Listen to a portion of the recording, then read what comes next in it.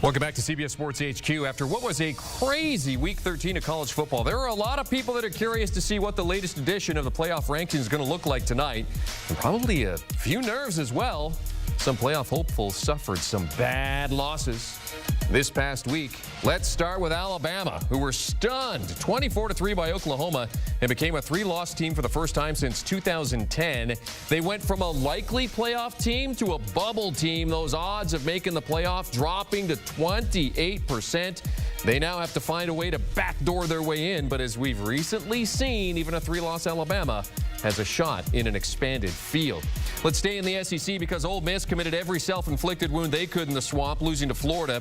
Quarterback Jackson Dart threw 2 interceptions when the big moments came, and the Rebels now have just a 16% chance to play a meaningful game beyond this coming weekend. They need a lot of things to break their way in order for that to happen. The Ole Miss and Alabama losses took them out of the SEC title conversation, but Texas A&M are still in the fight despite losing to Auburn in 4 overtimes on Saturday. Aggies need to beat Texas in their rivalry game this week to punch their title game ticket to face Georgia. And even then, their chances of making the CFP will likely hinge on beating the Bulldogs, with those odds currently sitting at just 12%. Another team that can relate to that struggle is Colorado. The Buffs, routed by CFP spoilers Kansas, now have their odds of making the playoff also at 12%. They finished the regular season versus Oklahoma State on Friday, but also need a lot of things breaking their way, a.k.a. a miracle, if they hope to have Travis Hunter and Shedeur Sanders playing any more games after this week. There are 9 teams still alive for the Big 12 title, and if all 4 6-2 teams win this week, Arizona and Iowa State are in the title game. But based on what we've seen so far this season, it is not going to be that straightforward. So those are the uncertains. Here are the locks. We know Oregon and Ohio State going to be in repping the Big Ten, and Texas and Georgia will be in repping the SEC. Now, if there's a bracket being made, our Jerry Palm has projections about it. This is the bracket based on Jerry's top 25 going into the selection reveal tonight. And with the bracket live and dynamic, Jerry's got his thoughts. And that's why we're bringing him on to HQ, because we're talking brackets. So we got to bring in our resident bracketologist, Jerry Palm. And we've got college football writer Dennis Dodd in to add his thoughts. Jerry, there was a time when we were discussing possibly maybe 5, as many as 6 teams from the SEC making it into the playoff. Now you're projecting it to be about, what, half that? Oh, maybe 3. Yeah, I mean, Tennessee or Texas and Georgia are all looking pretty good. But, you know, they all have games to play. So nothing is guaranteed. As we saw last week, nothing is guaranteed. But, yeah, it looks like I would think a minimum of 3 are going to get in, and the favorites, of course, being Texas, Georgia, and Tennessee. But, you know, it only takes one loss to put maybe Alabama back in play. The committee does like Alabama. They show it all the time.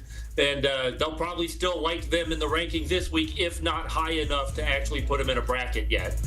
You know, this morning I have coffee with my dad every Tuesday morning, and we were talking about this morning. And Dennis, one of the things that my dad said when we were discussing the Alabama situation, he said, Alabama always finds a way to get into these things. So how do you feel about the prospect of it being a 3-team SEC roundup into the playoff versus 4, possibly adding Alabama? Yeah, he's right, Jeremy. I mean, I think Alabama's the only team in the BCS era since 1998 to get into the championship game without so much as winning its division in its league when the SEC had divisions. I think it was 11 and 17. So, you know, whatever chance you give them right now, it's like the old movie line. So you're saying there's a chance. It's Dumb and Dumber with Alabama because of that. Because you have 13 minds in a room and they are programmed for brands. We've seen that over the years.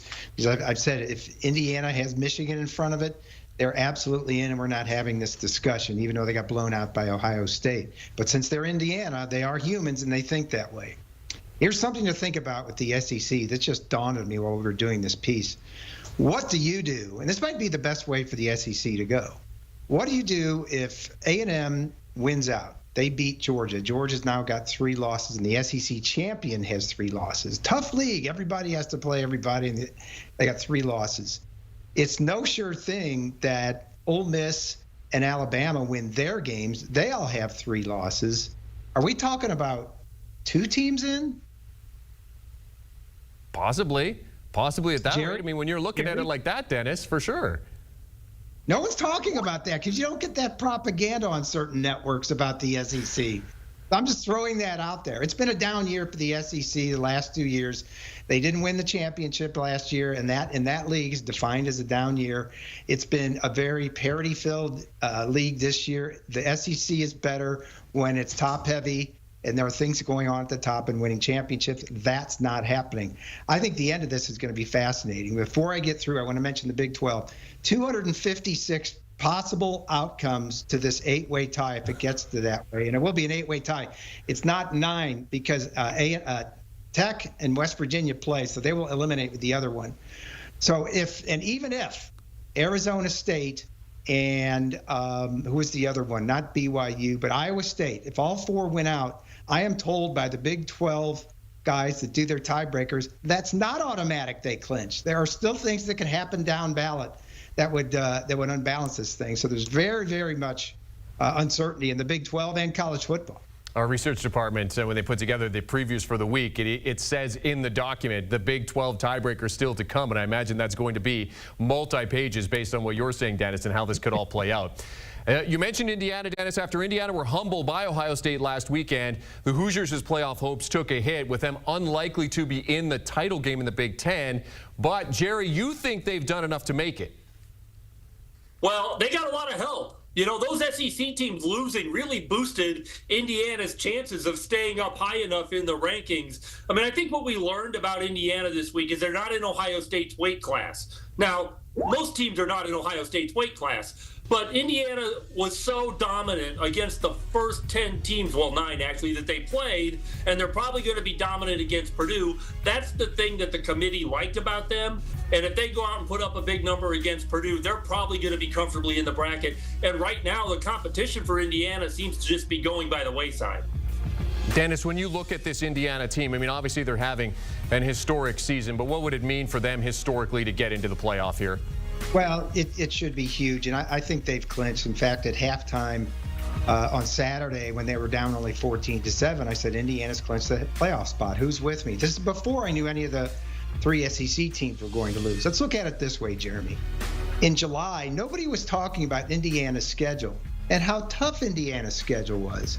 They were playing Michigan, Ohio State, Michigan, which won the national championship, Ohio State, which is the runner-up or winning the Big Ten in most years, and the national runner-up, Washington. It is not Indiana's fault that Michigan is down and Washington is down. So it's revisionist history right now to say they haven't played anybody. Those teams were on their schedule.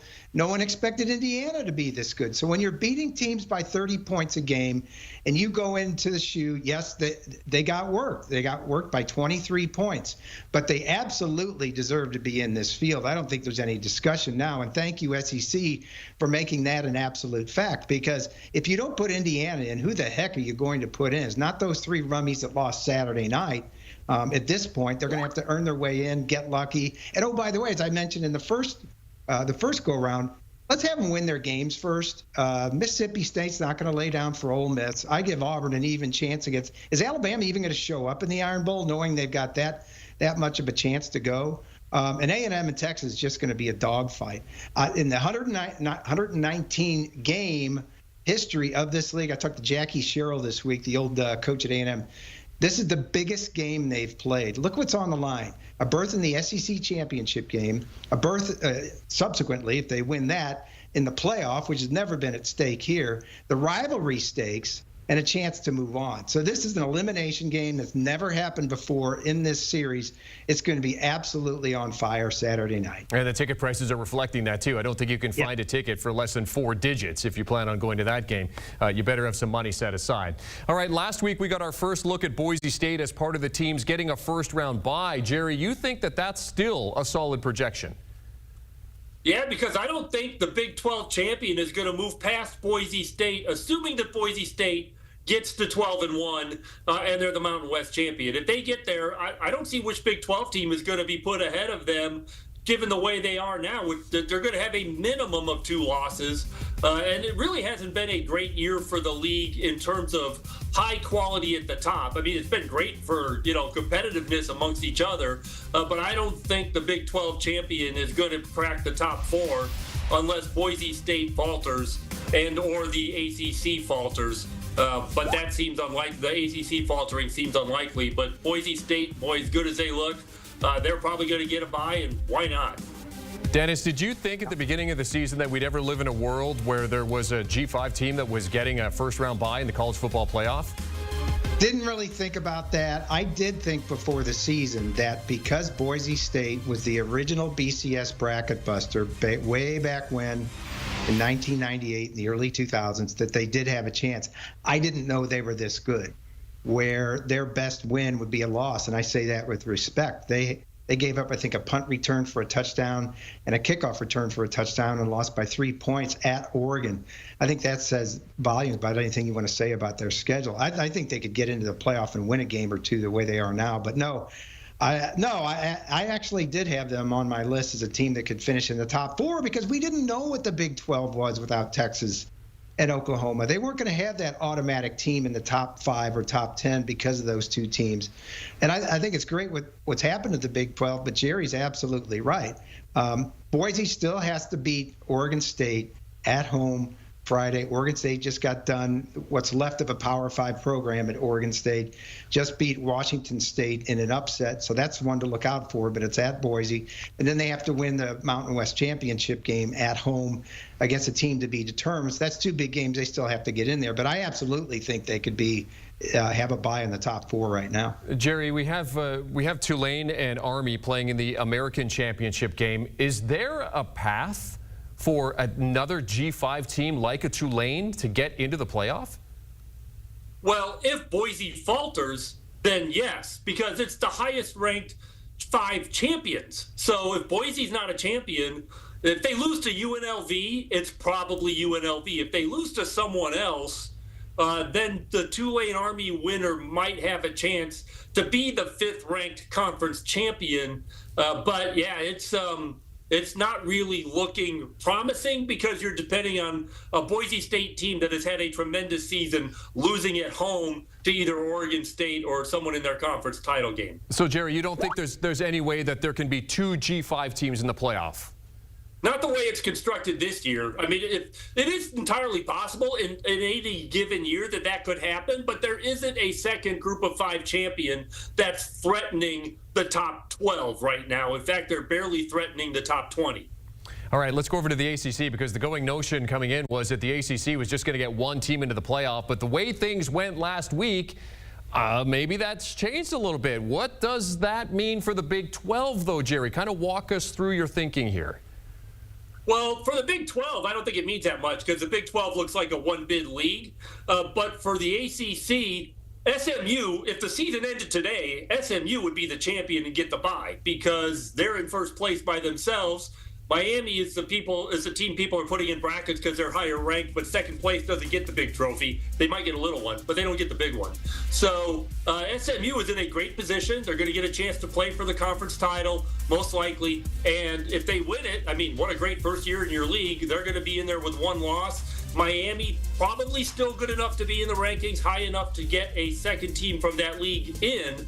It would probably depend on how that game goes, and I guess you can't rule out Clemson as a possible team, but they need help with Miami if they're going to get into the ACC championship game. Yeah, that's what I wanted to ask you about, Dennis, because we had Dabo Sweeney on last week, and he said, look, all we can do is play the teams that are in front of us and just do our job. Are we discounting Clemson a little bit too much in terms of this conversation for an ACC title?